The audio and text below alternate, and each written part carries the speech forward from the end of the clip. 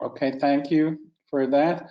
And now our next session came from requests from some younger scientists that we could help give some insight and advice on careers. It's the first time we've done this, but I hope this will be something we can build on in terms of advising the younger scientists on careers and helping mentor them on that.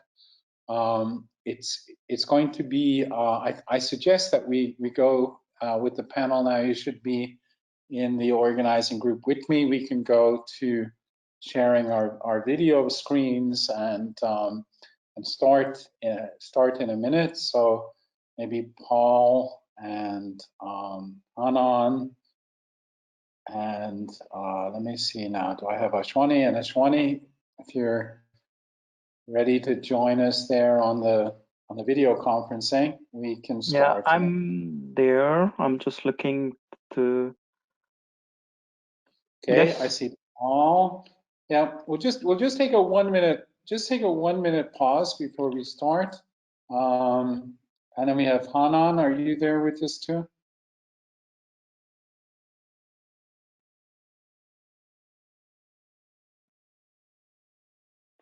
I mean, just a sound check, Hanan. Can I hear you? Hello, everyone. Okay, yeah, very hello, good. Hanan. Okay. Okay, great.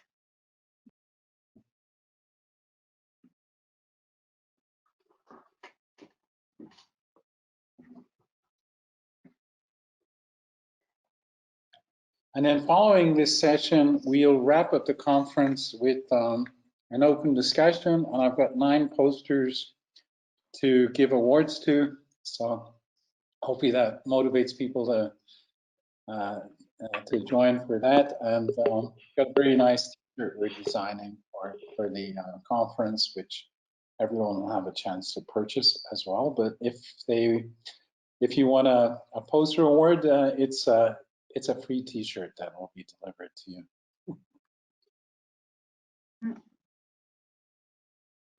Let me also join you there. Settle down here. Okay, I'll join the panel. Hi there. Yeah, hi, Barry. Hi, Barry. So let's just start and you know, this should be relatively relaxed and conversational. I think between us we've been involved in different aspects of careers. Between us we've been in government, academia, and industry, small and large companies. We've worked in different parts of the world, America, Europe, Asia. So I hope between us we have some wisdom. And I'd just like to start out, and I'll start with Paul, then Ashwani, then Hanan, and myself. Just tell us, Paul, to start, a couple of minutes, a little bit about your career and what were, you know, key points where you made decisions and decided what you wanted to do. Yeah. So I guess I'm representing the academic track. So depending on how you look at it, I'm either unlucky enough or lucky enough now to be a full professor. So I was just having a think. I mean, it starts, of course, when you're born. So I was born in 1974, and actually that has implications because times change. And I was lucky enough when I was born, the system had changed in Ireland, where I'm from, that education was free. Because my parents, I don't think, it's not that we were really poor, but I don't think they could have afforded to send me to university if it wasn't exactly free, but it was quite well funded from the government. So I went to school. I enjoyed secondary school, to be honest. I was a reasonably good student, but I had no idea what I wanted to do. I liked biology a bit. I mean, I was interested in it, but I also liked English, history, and I was really good at accountancy. And so when I went to university, or when I was planning to go to university, I wasn't sure what to do, to be honest. So in the end, I settled on doing a science degree in University College Dublin because the science degree there, the structure was nice because you start off, so I started off in first year doing a group of different subjects. It was chemistry, physics, biology, computer science, and maths. And my plan was, if I liked one of them, I could specialize in that. So I wasn't very good at chemistry, and it's strange now because now I'm a professor in a chemistry department. But I did really like biology, and I specialized then at the end in pharmacology and zoology, and I was good at that. Yeah, I think one of my advice is if you like something, you can be good in it. I think it's very difficult to be good in something you don't like. So I liked it, and I kept with it. And I didn't plan, honestly, after that. I was studying for my exams. And when I got my results, I was asked by the head of our department a little late. He asked me where I was going to do my PhD. And I said, I haven't planned one. So he simply offered me one. It was just pure luck. So I started doing my PhD there. It was tough to begin with because I wasn't sure what to do. But I started in an EU project, which was also on the 3 years. It's also how I know Barry. And I like that EU project thing because I was visiting other countries, mixing with other scientists at higher levels and my own level, and I really liked that. That's what I liked. And I like this collaborative kind of thing. So in 1999, I wasn't quite finished my PhD yet, but I became fascinated with a guy called Walter Pfaller, who's a renal physiology guru and also a leader in the 3-year field. And he was in our project. That's how I got to know him. And he asked me to come over for a few months. And when I went over there, his postdoc left. So he asked me if I would stay for a year. And it was in Innsbruck, in the west of Austria, which is a beautiful place in the Alps. So that helped. So I stayed there for 18 years, also with no real plan, to be honest. I liked what I was doing, and we got the money in to keep paying me. And I nearly left a few times because money ran out. And I tried, so when my job wasn't secure, I tried to apply for other positions, but in the end, I liked the academic track and I stuck with it. And then I was lucky enough that there was a call here in Amsterdam in 2016, which fit my profile quite well. I applied and did an interview and I got the job, and I've been here now in Amsterdam since 2017, so 3 years. Do you want already some advice, Barry, or should we just move on to the next person? Oh, yeah, okay. We'll come back to let's start with these snapshots. So Ashwani, go ahead. Yeah, thank you, Barry, for giving opportunity to have a discussion all together. And then I know almost all the people can appreciate like a statement from the Paul. So I'm Dr. Ashwani Sharma, and I'm originated from India. So I'm half Punjabi and then half the area of New Delhi. So I'm from New Delhi. So many of the people who were there, so they may be visited this time. So I did my Bachelor of Engineering in Biotechnology from Delhi Engineering College. So that's why I was, let's say, Guru Gobind Singh Indraprastha University, which opened like approximately 30 years before. So I was in the 3rd batch, and when I joined the industry, I was already oriented myself that I want to do something in industry. And I was fascinated with the science, like especially biology, but in my background, so we are from engineering family. So my 3 decades, they work always in engineering and electronics. But since me, I decided I want to do something in biology. And I was very focused, okay, that I want to do something connection of science and selling science into the industry and to do something from industrial applications in the realistic world and especially in drug discovery. So when I completed my Bachelor of Engineering in the specialization of biochemistry, I was already decided that I will join the Engineering Institute from India, and then I wanted to do PhD. And that's why I decided to fight the scholarship so that I don't want to do master. I was not so interested. I said, okay, I want to have a specialization to understand deep understanding of science. And during that time, I trained myself in international business so that I want to know how I can connect science with business. So that was my during doctorate time. So I passed out from IIT Bombay. So I completed my PhD in microbiology and computational in 2010.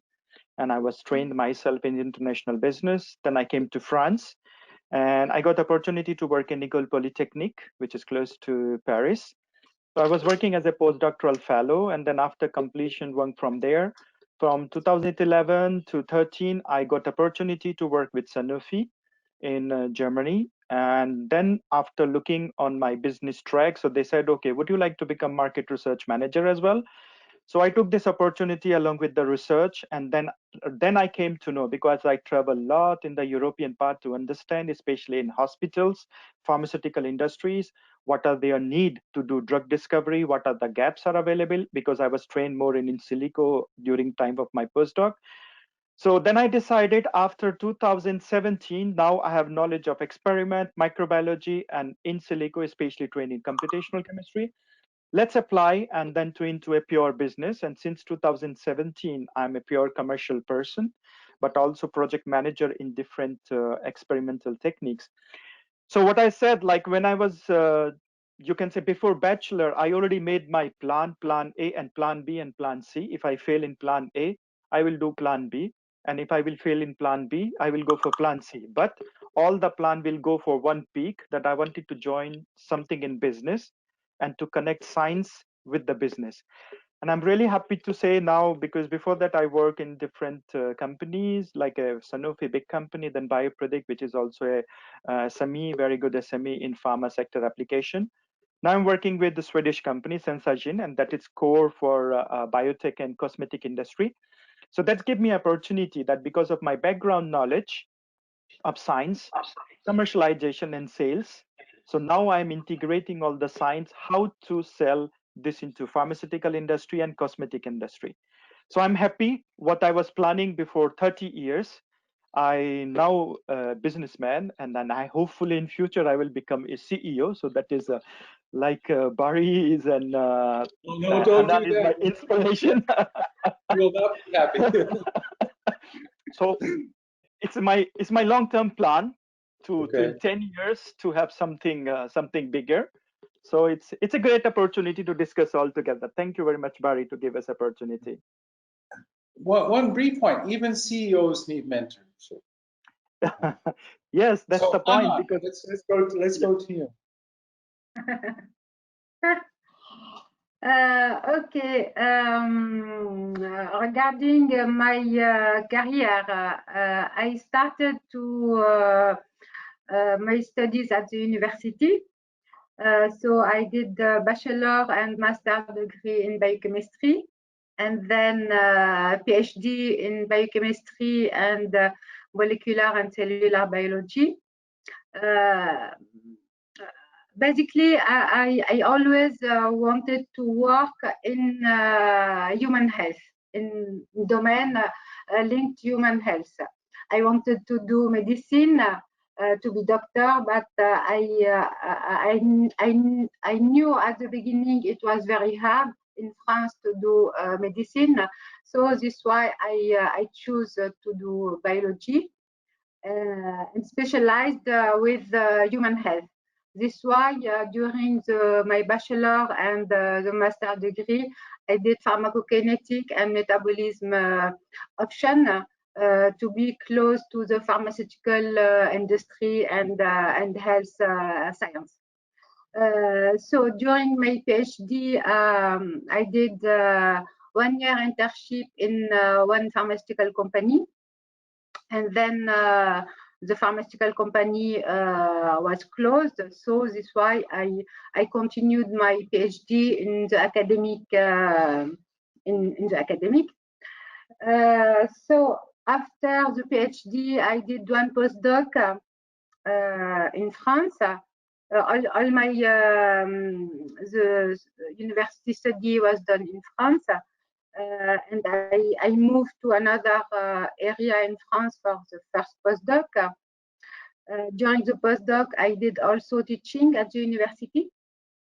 And then I moved to Geneva for another postdoc for 2 years. And then I joined Sanofi as the first job in pharmaceutical industry in a large company. After Sanofi, I moved to another pharmaceutical company, Galderma, in another area for familial reason. I was obliged to move, and then after Galderma, I created my own company.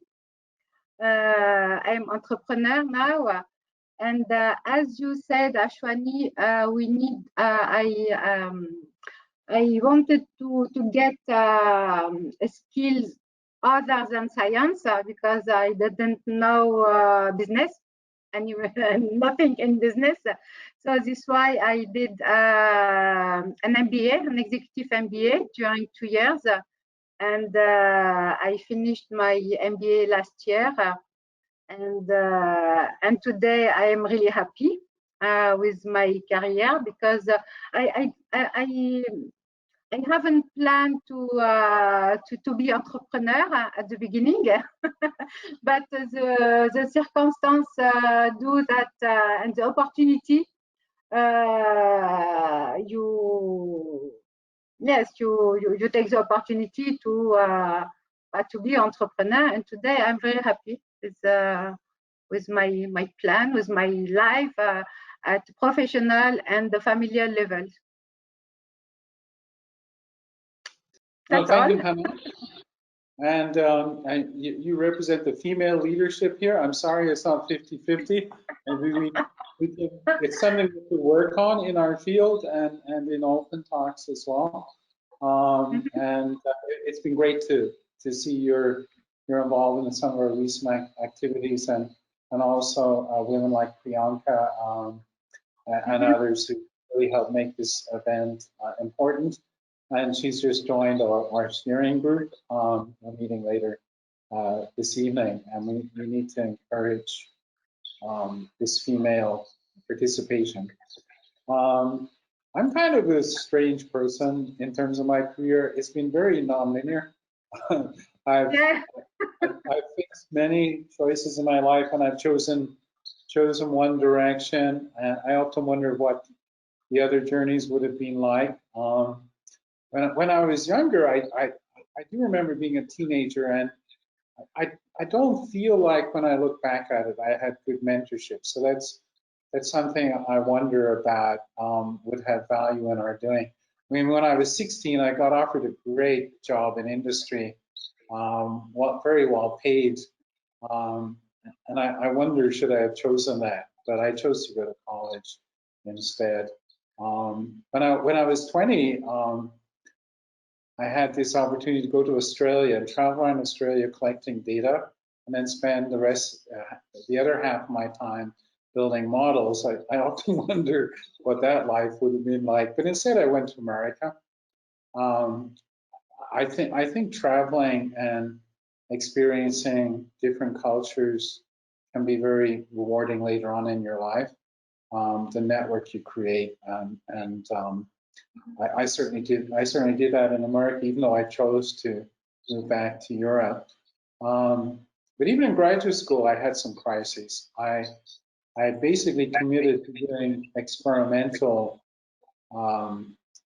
physical chemistry work, but I somehow was finding it uninspiring. I started reading papers by people like Martin Karplus, who got the Nobel Prize a couple of years ago, who were at Harvard trying to use computer models to understand biology, and I got excited about that. None of the professors around seemed to understand, what that was about. So I had to get my own funding, and I could have finished my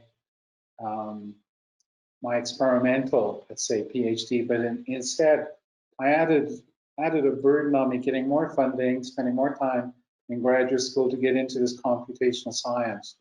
And that was a decision I made at that time in my life, had some sacrifice. But it's certainly one I don't regret looking back. So maybe one learning from that is, sometimes you have to make difficult decisions.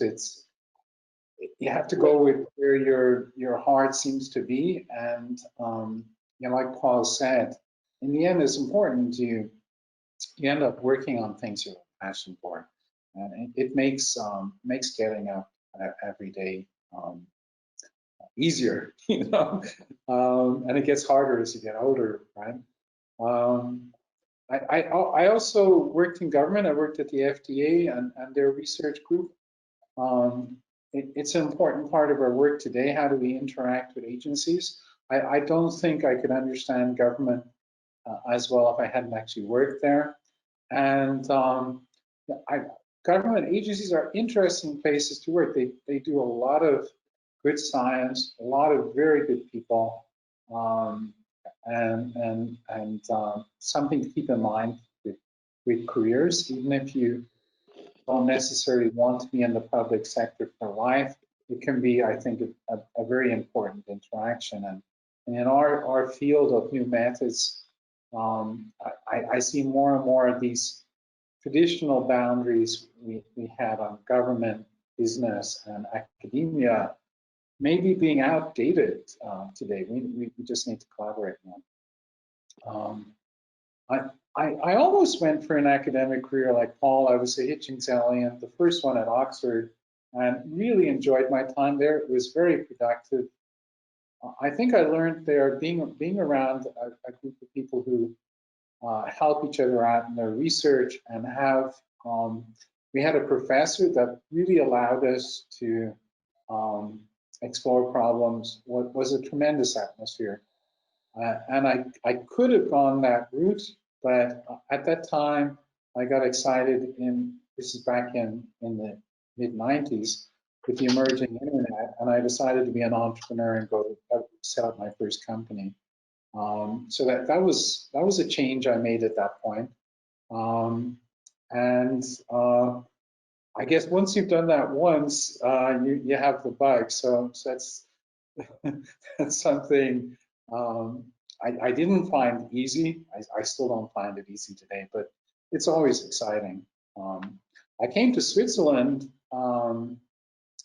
subsequently and decided to settle down here. I'm very happy with my life in Switzerland. Initially, I worked in industry, but I guess the bug came back, and I decided to form another company. And I got very interested in this idea of community, which is one of the reasons why I spend time on OpenTox, because I think it's very important. It's my non-profit activity, but I think the goals we have on things like careers and education and encouraging adoption of research and practice are going to be well worth working on with you all in coming years. And maybe to end up, I've ended up being a CEO. CEO is not an easy job. No, not at all. It's hard to get away from. It's hard to take a holiday. Sometimes it's a life you're up at 4 in the morning because you know you've got to get a lot of work done before you work with your team or you work with your meetings.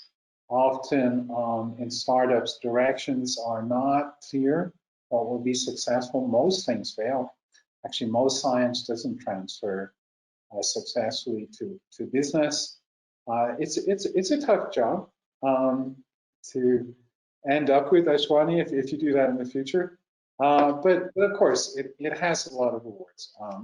Setting difficult but important goals you believe in and working hard on them and putting a good team together. That's something very special.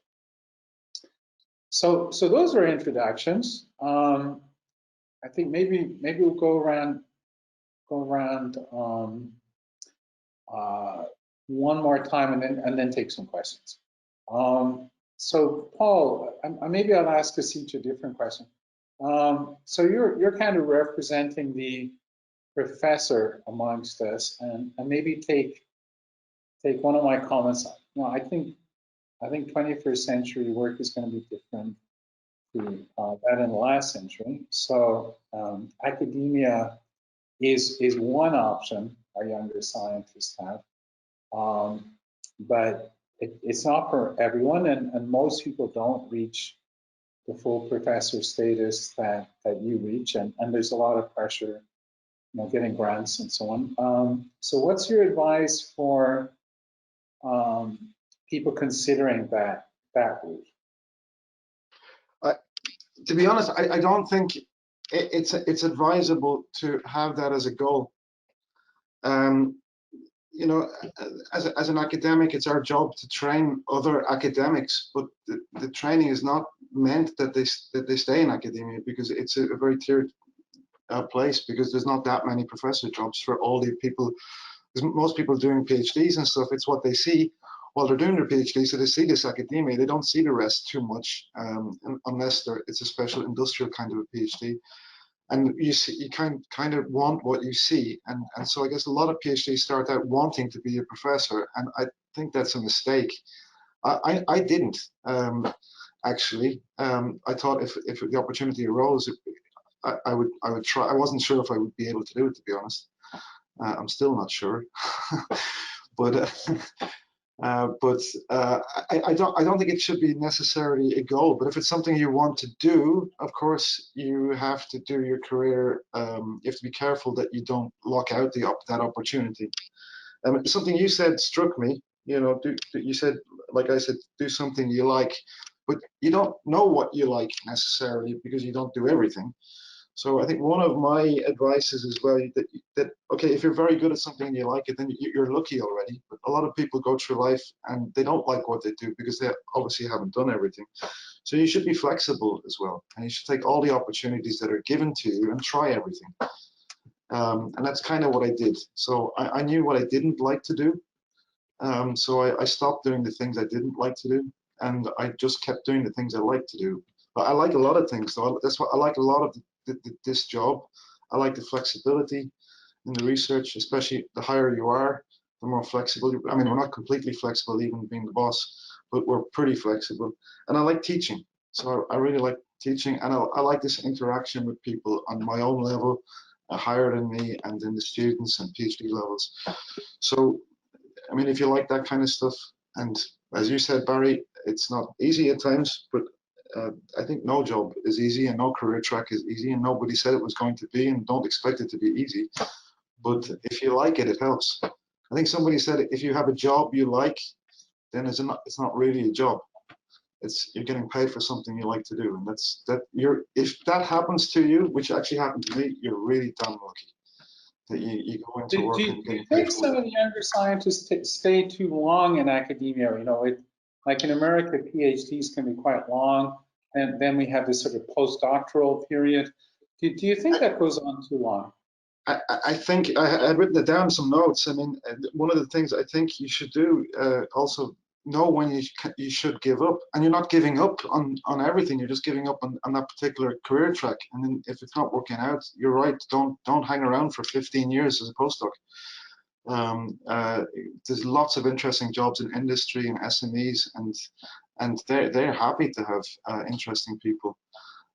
So I think a lot of people do that, Barry. They stay way too long in academia, and then it's hard to make the move. Yeah, you're right.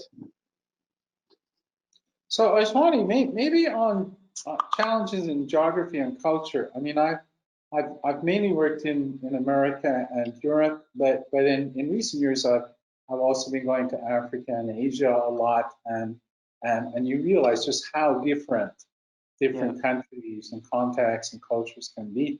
And in this global economy, I mean, more and more we're interacting. What's your experience? Because you've obviously have a background in India, and you've been working in Europe. You know, what's your advice for younger people in terms of mobility and maybe coping with some of the stress of moving countries? Yeah. So I would like to say, like a Paul, like he given a very good statement, which was also in my mind to talk about. For example, like you should do that kind of job in which you are interested, because then it's not a job anymore. And this is the one key point, to be happy what you want to do. This is the one. Second, like, yes, you can have several failures during the time of your career. Okay, what you are choosing and not, and something. As now I'm from India, so usually in India, if you will count the PhD, even in any institute, even if it is like a topmost grade of institute, it's minimum 7 years. So it's minimum 6 to 7 years.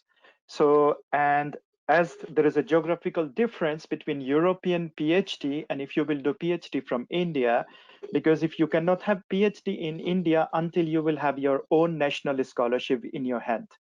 So since the beginning, when you want to say, okay, I want to become academician, suppose in India, let's take example, because if you train there, so there is a two difference, because I work as a student counselor in Ecole Polytechnique for almost 4 years for people coming from Asia, Japan, China, and Thailand, and all those reasons. So I would like to say, like, for example, people who are setting to be the goal in academy, as said by the poll, it's like a decided track.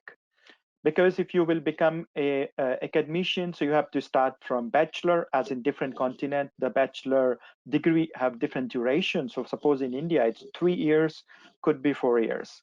Then you have to do master, which is 2 years. Then after that, you have to take a national scholarship. And according to the population, so I'm giving experience of India, like how I decided what I want to do, because otherwise 1 year of failure, 2 year of failure, it's add on in your life. Because you know very well your PhD is 7 years. So whatever you do plus 6 to 7 years. So then people start thinking about personal life, professional life. So you have to manage. So that's why I consider, like, yes, if you want to become academician, so you have to try since the beginning which particular field you want to be, because selection should be at the level of your bachelor. Then in master, you choose your specialty, because then your master of specialty will become a specialty of PhD. And then you can see, like, you start from a diverse area of openness, like in bachelor, you are trained in everything. In master, you are trained in 4 and 5 things. And then in PhD, you are concentrated in one specific field. Then after that, if you want to join the academic, yes, you have to track for the postdocs and all those things. But now, which I can say that today environment of industry is also become very different, which was not before. You can say I am now living in Europe almost more than 11 years. So I found huge difference in Europe, like the science are value in industry. And especially when you perform the PhD and industry, which are in Europe or in America, they are also oriented in development. So the people who are doing the PhD, so academic, yes, if you want to train yourself, but as said by the poll, that it sometimes become difficult. So you have other options as well, like in industry, because the industry are also welcoming highly trained scientists, like in pharmacy, people are looking, people trained in molecular biology, people are looking in cell cultures, and also plus in pharmacy. So yes, you have different area of expertise during the time of your master and PhD. Then you have to be a little flexible. Okay, if I didn't become professor, which is it's sometimes a tough job because you need publications and you do long time of, oh, I will do 1 postdoc, 2 postdoc, it can be go infinity.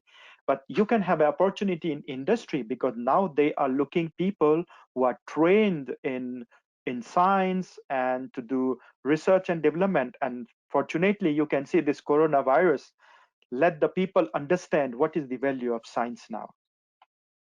Yeah, so this is my experience. I'd like to move over to Hanan. So women in science, in our profession, what's your reflection on the challenges they face and your advice to them? Yeah. I think what is important, it's at the beginning, we need to define what we want to do. It is not easy, but it is important. As you said, do I want to be work at the academy or in the industry? Because it is very different, the option later, what we want to do. I agree. It is not so easy at the beginning, but it is a first step. What I want to do, what I like to do, what is my ambition in the life. It is important because some people are very happy to do very small job, have a salary at the end of the month, and that's all. It is respectful. It is important to know what is our ambition in the life. And then when you, for example, if you have your clear idea, your clear project, then what is important today, it is to be flexible. We need to be flexible today. We need to be agile. We need to be adaptable because everything is moving very fast. And also what is important is to have multiple skills because it is very hard, in my opinion today, it is very hard to hire somebody who is very specialized, who is expert in one single domain. Because as I said, everything is moving very fast. So we need to know IT, we need to know chemistry, we need to know biology, we need to know everything because and what is important also for me, and this is an advice I can say for everybody, what is important is to know how we get the information. Because we need to learn by ourselves today, and we have everything to do that with the IT, with the social media, we have a lot of application. And what is important is to go and to search the information, to get the information, because it is surprising because there are still people don't think I don't understand this and go to Google and to search to understand. They want somebody to help and to explain. And today we cannot do this because we are very quick. We need results very quickly. So we need people to be very versatile. And to be clever, what is important is how to get the information. So this is my advice and my how I think to be important. So please just advise the audience now. Start to ask your questions because we go into the Q&A shortly. I'll try and make maybe one point. So one point I'd like to make in a science career is yeah, you need to have a passion for it. You need to work hard. There's a lot of structured things you want to do. I mean, if you're in academia, you've got to do good work, publish. If you're in industry, you've got to deliver on projects. Well, what I'd like to emphasize is sort of the softer part of skills development. In my experience, a lot of opportunities and insights happen in your life, not from that, let's call that, so track one, the structured hard work track. We all have to do that. But there's a second track, which is more about networking. Just go and talk to people, maybe in a completely different field. Take some time out to go hiking for a couple of days and think about things. Work on your presentation skills. Get comfortable talking to people. One thing I realize as I get older and have more responsibility, it's more important to listen and understand other people's work.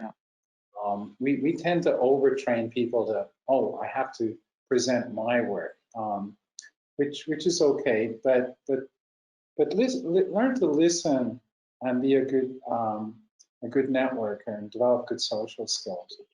Travel, meet other people, and actually a lot of I think opportunities that come, whether it's jobs, collaborators and projects, have for me often come that way, not on the direct track, that come on the indirect track, and that's often where more creativity happens. We're a bit more relaxed. It's not under pressure of getting the report in next week. It's more where we explore our ideas together, and so I thought. So now we'll sort of open it up more for questions, and I already have one here from Priyanka, quite a long one. Let me try. So a question on selection for academic life at the bachelor level.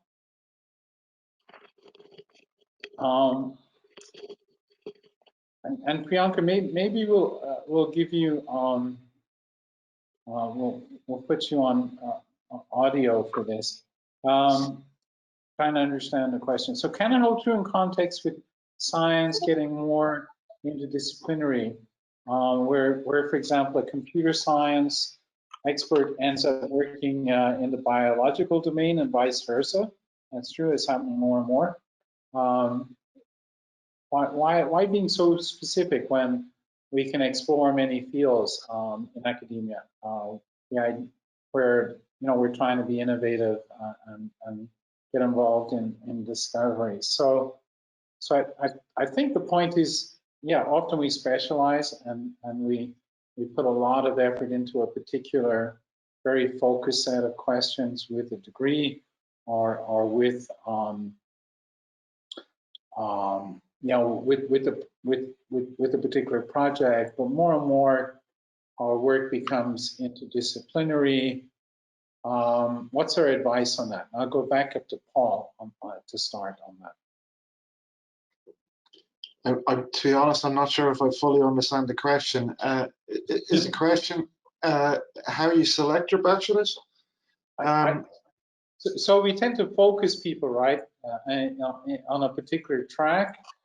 How do we balance that out with well, it's not becoming more interdisciplinary and needing to move around, like we've been talking about? See, unfortunately, it's not the candidate's choice of what they do in their bachelor, because that's already selected from the university and the professors that do it. And we're very aware of this now, that we want to have as much flexibility in our bachelor programs as possible. And if you see more modern day bachelors, they are really quite flexible, and they allow interdisciplinary movement as well. The good ones do. But nonetheless, if you're training in chemistry, you're training basically as a chemist that may flip to more biological chemistry later, but you really have to be careful what you pick. And as I said before, I mean, be flexible, but also know when to give up. If you started a chemistry degree and you don't like it, change it. I mean, and quick.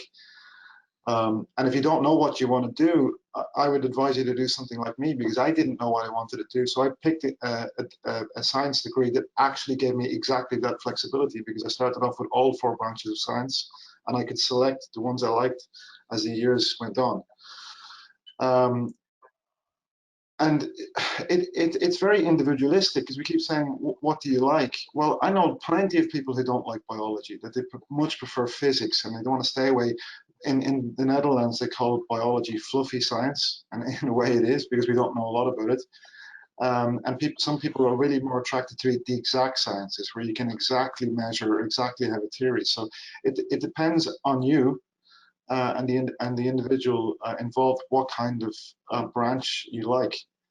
And yeah, I think that's the most important thing. And there's so many varieties out there. There's so many universities that you don't have to go for the top universities either. There's so much flexibility. So I think it's up to the person to look, and don't be afraid to give up either, because if you give up in the first few months, you can transfer easily to another university next year, or maybe even within that university. I hope I answered that question somewhat. So Ashwani, how did you make those sorts of decisions when you were, at the bachelor's level? And looking back on them, are you happy with the ones you made? Would you change anything? Yeah. So I can say like, yes, it's very difficult during the bachelor time because it's more generalized. And I think so it must be generalized because during the bachelor, even like many times I saw the problems. For example, so I did BTech in biotechnology. So and then in first and 2 semesters, we were taught mathematics, higher engineering, mathematics, electronic engineering, almost all type of engineering in almost 1 and 2 years. And next 2 years, it was for biology. But then we realized after the bachelor, because it was more generalized, then after that, I decided, okay, after 30 years, okay, I started my career in biology and engineering. So I went to join engineering college for my PhD to be more continuation. So because sometimes difficult. So that's why during the bachelor, it should be generalized to have awareness about all the topics.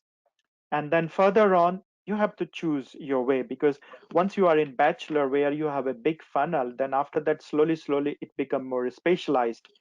But I said by the Hana that usually even now we have to be trained ourselves in multiple skills. So that's why it's more integrated, like you will talk with different your students, plus also when you are getting opportunity to learn new skills like you have from Google, but also many times small workshop used to organize. So you should have, oh, I want to learn biology. My interest is in biology. But now when you will go in the future, you have to learn chemistry too. You have to learn then IT too, because when you will come at the level of master, because this is also obligatory to do good job either in academic or industry, you will realize that all those techniques will be applied. So that's since the beginning in bachelor, I think go. So since the bachelor, when I was there, I decided myself to train in different topic and to do the job. And I was, you can say, fortunate that in PhD, I was able to apply biology, chemistry, and bioinformatics all together. So keep always listening, looking your world around, learn new skills every day, because this will help you when you are looking for the job. Because now people wants a person who knows at least much of the technology, like at least should know what is computational, what is chemistry, what is biology, what is physics. So because today it's like an integrated world, so you should know at least the skills, not expert, but the knowledge in your brain to apply it in your future career. And Hanan, you know, with your experience in industry, what would you recommend our younger scientists to be doing in practice in terms of, you know, strengthening their profile, their CV, their skills, to be more hireable? What's your advice? I think what is important if young scientists want to join the industry is to start to build their network, to be start to be visible on social media, to participate to some conference, to have also skill in communication, because communication even in industry in internal at internal level is very important. So also what is important is because I think when we do the university, we need to do internship, and the choice of the internship is very important, because this may guide the future job. If your internship is in industry or in academy, this may affect your choice. And also what is important is is to speak language. Is very important because it was a big challenge for me in my career. I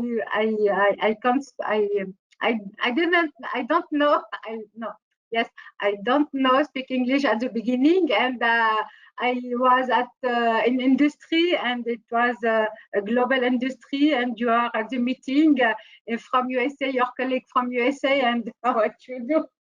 So it is important to be multi-language. So starting at the top again with Paul, I'm going to ask a very practical question, and we probably all of us been through this both on the applicant side and the recruiter side. What's your advice to our younger people in preparing for an opportunity with a position and an interview?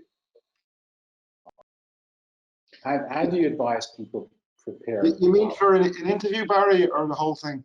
Let's do the interview. Let's do the interview. What's your recommendations to people in preparing? I mean, at the end of the day, you can only do your best. So I think people see easily through people if you put on a massive pretense or you're overselling or overdoing. So and also people are afraid to be nervous. It's no problem to be nervous. As an interviewer, you expect, especially younger people, to be nervous because they wouldn't have had so many interviews before. And even as a senior person, I often get nervous in bigger crowds. So I think really don't fret. It's fine to be nervous. Be yourself. Prepare. I mean, if you have a talk, really do prepare it, because lack of preparation is also very obvious to see. As a European, and maybe as an Irish European who lived in Austria and the Netherlands, I personally am a little bit against arrogant kind of approaches. I know that's more common in America, but yeah. What do you mean by that? What do you mean by arrogant kind of approaches? You know, you're selling yourself in a way that I am the best, I'm better than everybody else. I mean, I don't swallow that. I mean, and that's obviously not possible, because there's always somebody going to be better than you. Mm-hmm. But you should understand your weaknesses as well. And I don't know, it sounds corny, but be yourself, be prepared, be honest, be prepared to fail, and don't be worried about being nervous, basically. Ashwani, interview recommendation? Yeah, so I gave lots of interviews and I took lots of interviews. So I gave and took a lot. So what I used to say, like, yes, when you are giving interviews, so as my own experience, you should know where you are going, where you are giving the interviews, what are the specialty they are looking for, and what are the specialty matching inside you according to the interview. And yes, to be honest, what is your expertise? If you say, I don't have that expertise, clearly say no, because that is important to be your recruiter and in yourself to be in line. Because many times I saw the recruiter are really happy to listen when you say no, because they give you the chance to learn also. So in the same manner, like, you should have a learning skills. Yes, if you will give a chance, so I want to learn. So that was the time when I was giving interviews, and then almost like I selected at most of the places, so where I gave interviews. Then when I start taking the interviews in the same manner, like many times I was recruited, I recruited mathematician people to do the biology. And I took the challenge because they said, we want to learn challenge, like we are mathematician, we learn little bit of biology, but we are happy to use our skills in your domain. We give a chance and we succeed into that. So that I would say that in the both side, to be honest, know your expertise, know your recruiter, what exactly they are looking in you, what you can give it to your recruiter. Plus also, if you know something, yes. If you don't know something, no. But ready to learn always. Even yes, from the failure also. Be positive, and failure is also a good learning for you for the future. And Hanan? Yes, interview advice?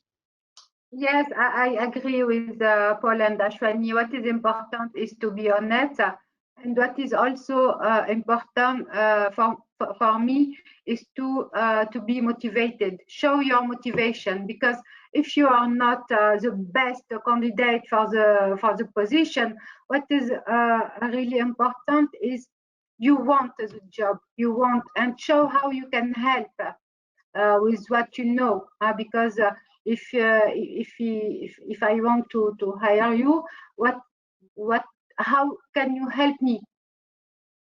So be motivated, show your motivation, and be honest.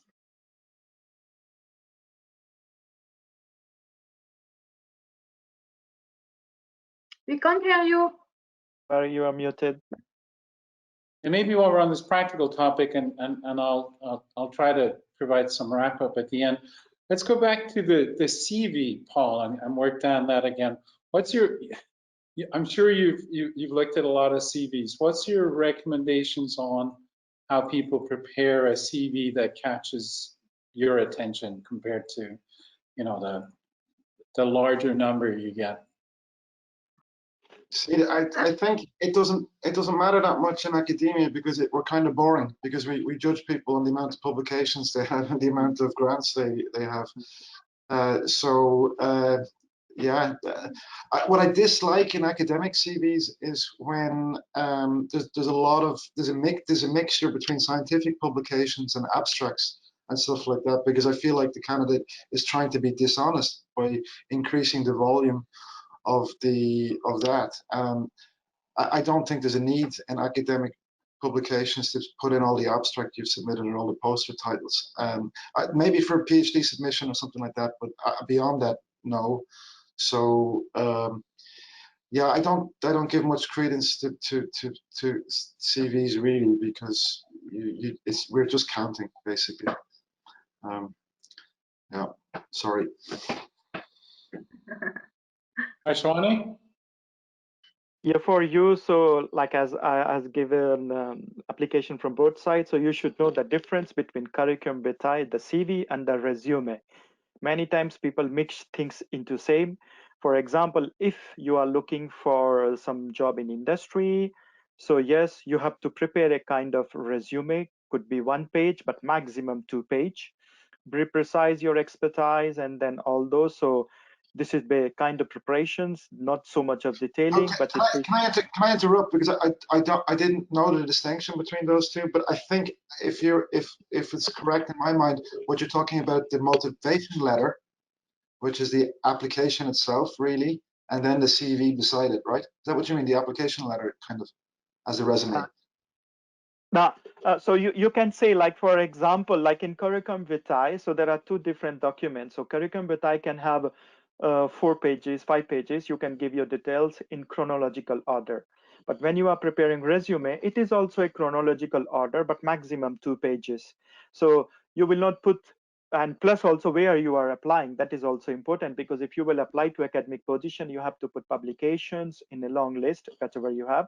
But when you are applying for industrial application, so you have to be more precise, you have to be not so much of more than 2 pages.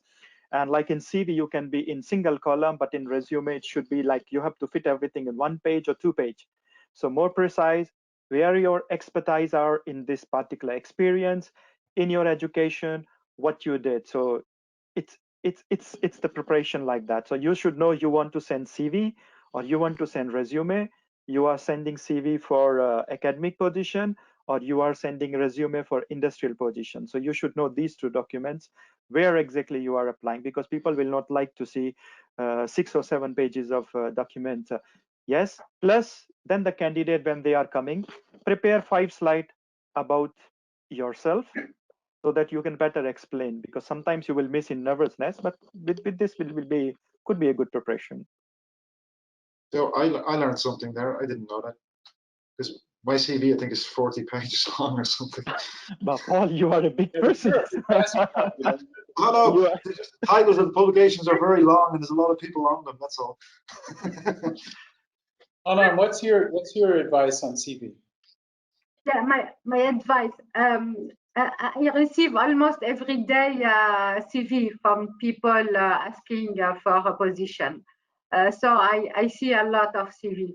What is important, from my experience in industry, CV should be 1 single page, because we don't have time to read 2 pages. As you receive every day CV, you don't have time. So you need to get an idea on the candidate just when looking at the CV.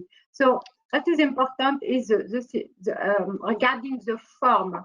the form should be very nice, not very aggressive in terms of the color, in terms of the police of character, very clear, not pink or yellow, etc. So very soft, and one page with the picture is very important, and you describe your academic experience and also your industrial experience, if you have your job, your internship, etc. It is important.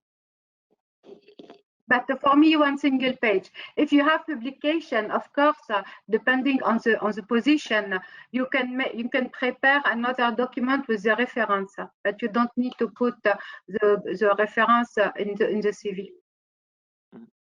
There you go. It's very different for applying for an academic position than an industrial position. Then, yes, I should have mentioned in the academic positions, we always ask for a motivation letter, and that's where you should pour your heart into, because that's where we see the passion. And if you do that, so I reject a lot of applications when we have jobs offer if they just wrote it really, like, unpassionately, and didn't really look at the position that was on call as well. That kind of annoys me. If I'm going to spend 15 minutes reading somebody's application, they should have spent 15 minutes reading my my advertisement. Oh, absolutely. But I don't think that applies just to academic positions. I'll place and I'll see if somebody really has prepared, whether it's CV or interview. It's not just all about themselves. Have they studied the background? Have they studied the organization, the project, the field? Are they prepared? I mean, have they customized their preparations? That can immediately show in the CV. It can definitely show in the interview when you ask questions.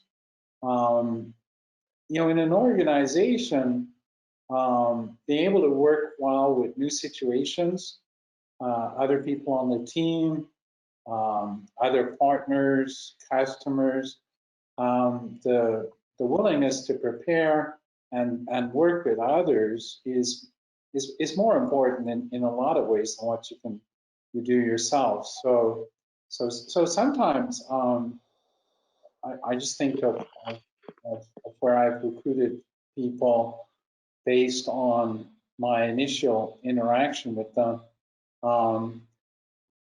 Let me take a workshop as an example, where somebody just comes in and presents their work, even if it's great, and that's all they seem to care about, compared to somebody who comes in and helps other people get work done in the workshop.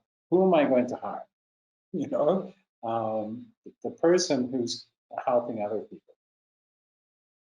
So I think sometimes we overemphasize in our training of younger scientists. It has to be all about me and presenting how great my results are. But in the real world, going forward, a lot of it is about how you work with other people, how you get work done that other people helps other people get their work done, right? That's something you should be thinking about and preparing for, and that comes across, I think, that's really, really true in academia these days. I don't think it was so important 20 years ago, and I don't think that was trained either. But today, in modern research, your job at almost any level, even PhD level now, is to interact with those around you and people from the other labs. And it's such an important skill set. For some people, like for me, it came easy for me, because that's kind of in my character anyway. For some people, it's difficult, of course, but and I do appreciate that. But yeah, it's no longer the old rule in academia. It's where you say, this is mine, and I'm just going to do this. It doesn't work like that anymore. I'm not sure it ever worked like that in industry, guys, but in academia is very, very now about managing people and managing expectations as well, and working together. And as you said, Barry, people who can facilitate that team collaborative nature are gold in projects. You know? Yeah, absolutely.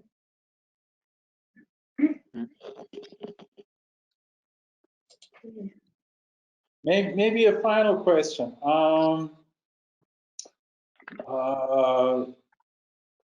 So again, on preparation, communication skills. Paul, I'll start with Paul and work down. How do you think people should improve their communication skills? What's your advice on that? Practically, I don't know. I mean, do more. I learned the hard way. I mean, the first talk I ever gave, I think, was in my bachelor's, and it was to a very small audience, but I was nervous. But when I had to give an actual scientific talk about my own research, which I was only the first year of my PhD, so nothing was working well, I was so nervous. I couldn't sleep. I had stomach issues. And now you know me, Barry. Later, you can't take the microphone out of my hand. I really like doing that. So I think it's practice. I think look at everybody's thing, but I don't like this idea that people train it professionally, because I think the nice thing, especially when you go to a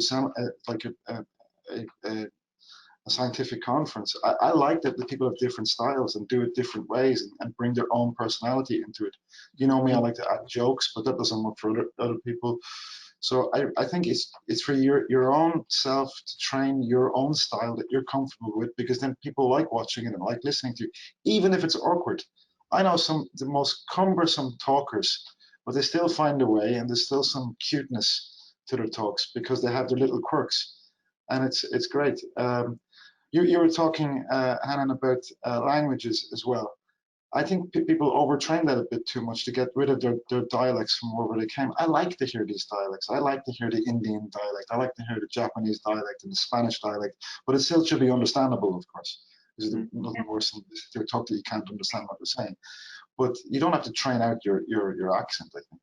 So I think, honestly, be you, but be comfortable first. So you have to train it. It does take some years, actually. And the best way you can train it, if you're an academic, give many talks inside your group. You know, go to small talks outside of your group. Don't be afraid to take those international talks. Speaking at posters is a great way as well, because you're really one-to-one. So do it. And the worse you are, do more of it, because you will become good. Ashwani? Yeah, I can say I'm most of the part agree from Paul. Like, you have to be practice yourself, and I'm coming from Asian part, and especially from India, where each state's having their own language, and I'm also trained in Hindi, so which was my base language.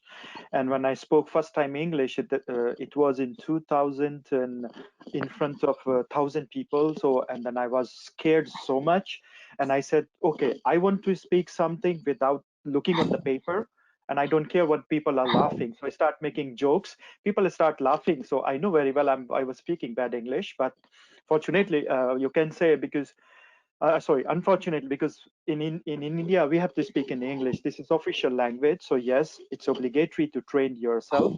But as he said, don't bother about your dialect. Just by yourself, look into the mirror. If you want to talk about, you can talk for inside. If you are hesitate to outside, just talk about yourself. You can talk like this, and be socialized.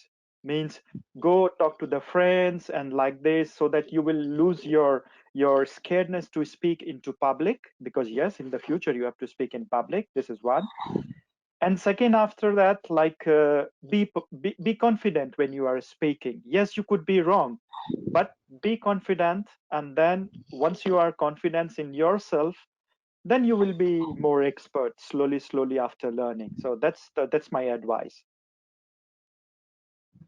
Yeah, I agree with you, Ashwani.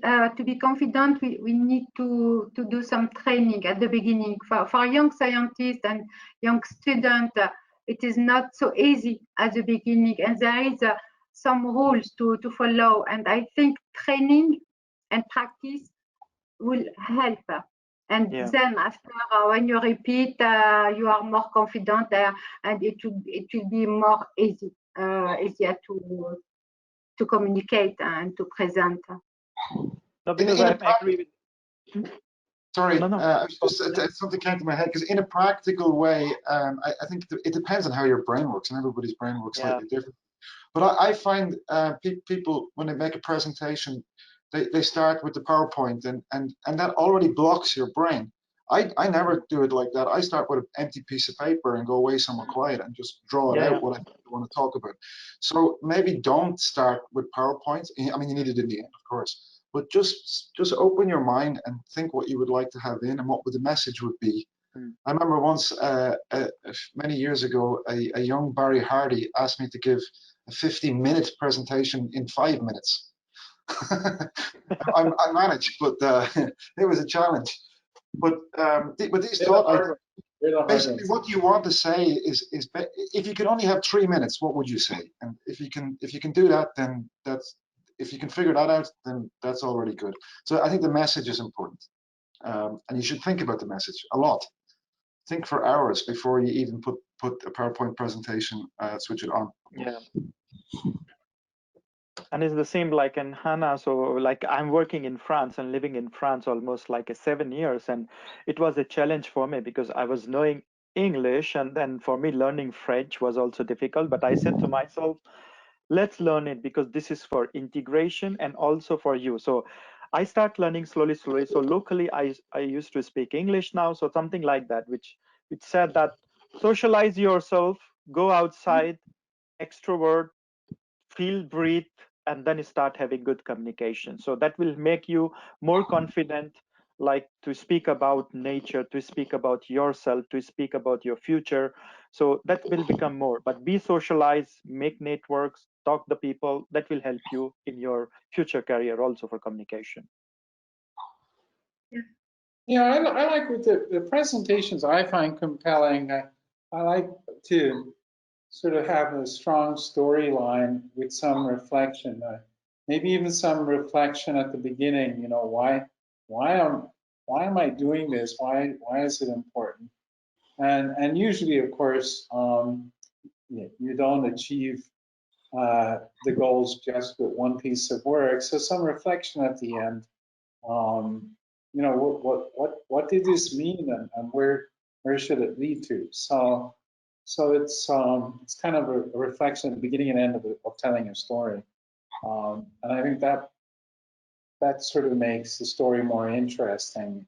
Try to put your results in the context of what's happening more broadly, and what you know what you're thinking about the work is. Okay, well, I've added Priyanka to our group. Priyanka, maybe you can join us. We're going to kind of transition into a couple of things, reflection on our ideas on having a working group and a sort of ongoing hackathon. I then have some poster awards to announce.